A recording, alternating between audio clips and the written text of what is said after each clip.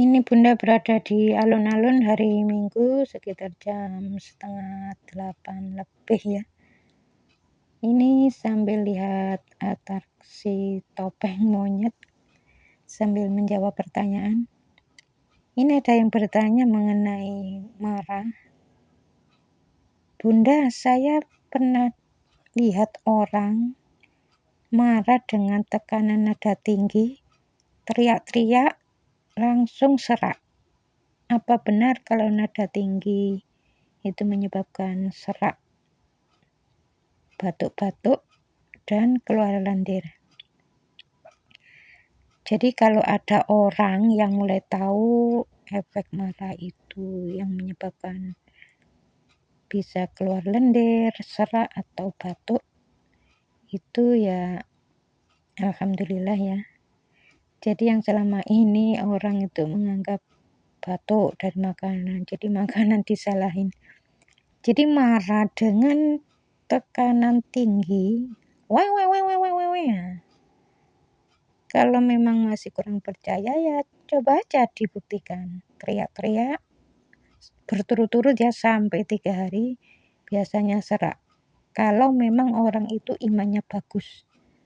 Kalau 3 hari berturut-turut nggak serak berarti imannya nggak bagus ya, gitu aja. Biasanya kalau orang itu imannya bagus, sering marah dengan nada tinggi itu biasanya serak, batuk, dan keluar lendir. Jadi ada seorang imam ya yang sampai sekarang itu setiap mau ngimami itu keluar lendir. Jadi harus dibatukkan dulu. Jadi keluar lendirnya tuh kedengarannya banyak ya.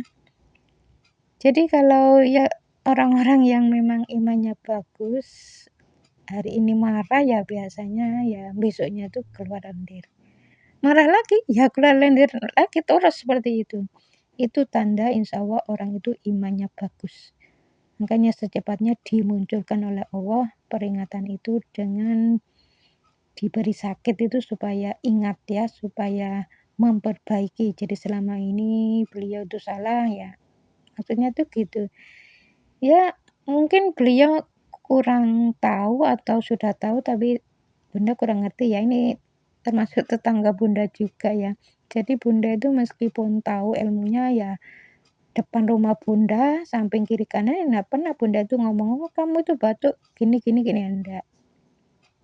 Ya pokoknya kalau tidak ditanya saya ini ya enggak jawab. Jadi saya tahu kapan saya harus ngomong, kapan saya harus diam.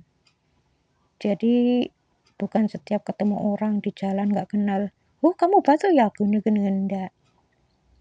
Saya kalau bertamu ke rumahnya orang ya, yang banyak omong itu kadang yang punya rumah itu saya diam aja. Baru kalau orang yang punya rumah itu berhenti nggak ngomong ya saya baru tanya sesuatu. Ya gitu aja, jadi nggak ngomong terus. Jadi kalau memang kurang perlu ya nggak usah lah. Biasanya orang yang banyak ngomong, banyak bicara itu ya nanti ya bisa dapat peringatan juga ya dari Allah yang berupa bau mulut. Jadi bau mulutnya itu nggak enak, insya Allah dari omongan-omongan yang nggak manfaat. Misalnya ini ada orang suudzon ya, yang selama ini orang itu kan taunya kan suudzon itu dilarang gitu aja ya. Itu di dalam Al-Quran memang dijelaskan Allah itu melarang suudzon, tapi di situ nggak ada penjelasannya ya. Kalau suudzon menyebabkan pusing itu nggak ada. Nah, di dalam Al-Quran sering diulang-ulang, sering ketemu ayat afala ta'qilun, afala tatafakkarun. Kita ini disuruh berpikir. Kok sering pusing ya, sering pusing tuh dari mana sih? Itu disuruh berpikir. Jadi setiap suudzon kok pusing, dicatat. Oh, berarti suudzon itu menyebabkan pusing. Terus besoknya lagi gitu. Jadi orang-orang yang mau berpikir kalau suudzon itu dari pusing, itu ya biasanya ya memang orang-orang yang mulai memahami ya. Jadi orang-orang yang nggak pernah memahami dan ndak mau belajar isi Al-Quran. Jadi kalau baca Quran cuma baca saja terus setelah selesai ya sudah ditutup. Tapi kalau baca Al-Quran terus di situ ada keterangannya dilarang suudzon terus mikir, kok sering pusing, apakah pusing? Pusing ini kan berhubungan dengan di daerah kepala ya, berarti ya suudzon kan ya. Jadi kalau suudzon ya pusing.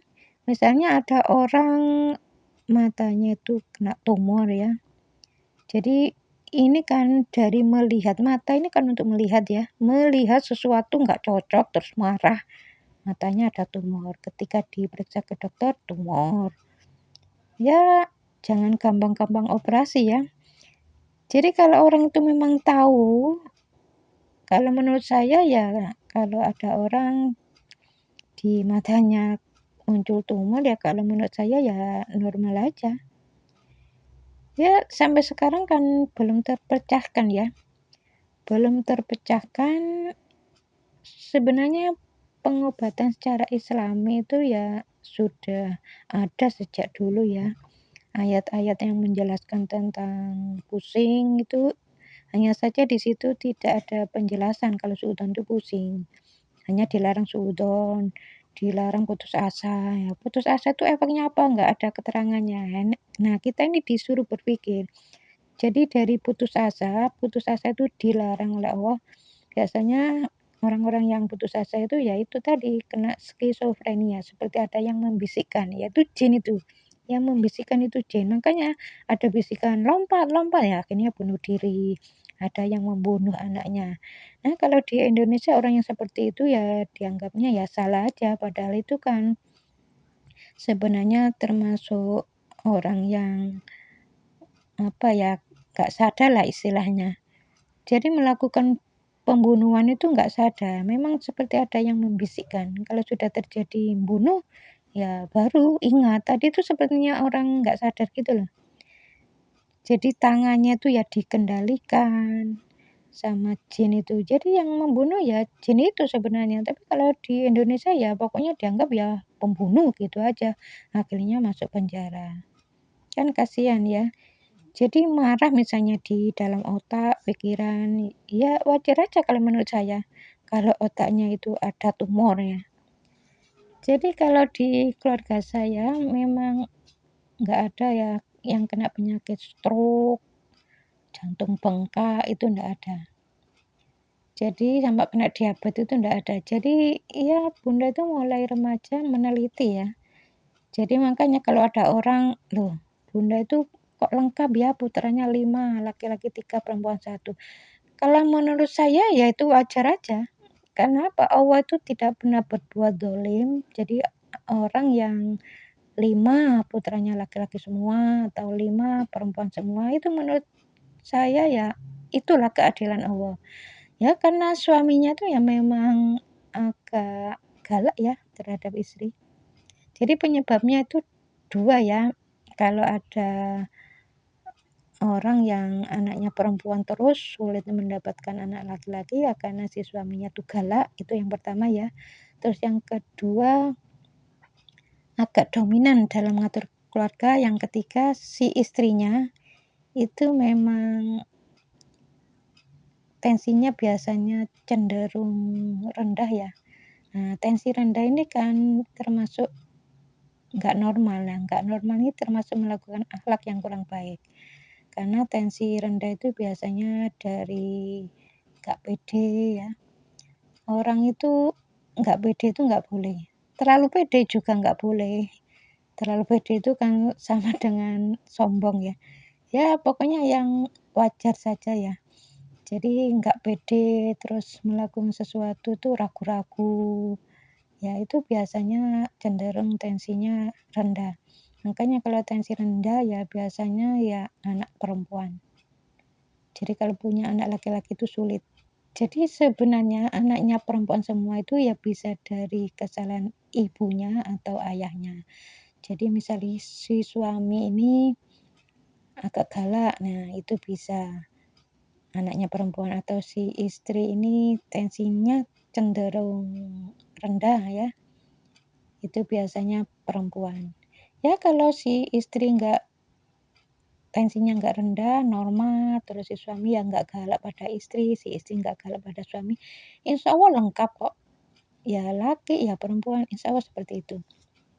Dan kalau punya anak, misalnya satu perempuan saja atau laki, jadi anaknya itu cuma satu laki-laki atau satu perempuan, itu biasanya insya Allah karena sering berucap nggak kepin anak laki, itu ya yang pertama. Atau nggak pernah ngucap seperti itu, tapi sifatnya si anak ini 100% si ayah ada di situ. Jadi sifat si ayah 100% ada, sifat ibunya 100% ada di dia. Jadi sudah lengkap lah istilahnya. Jadi kalau masih 50-50 atau ayahnya 100, ibunya 50, jadi sifat ibunya tuh memang 100%, tapi sifat ayahnya cuma 50 atau 30%. Nah, itu biasanya masih punya adik. Ya, mudah-mudahan video ini ada manfaatnya ya. Assalamualaikum warahmatullahi wabarakatuh.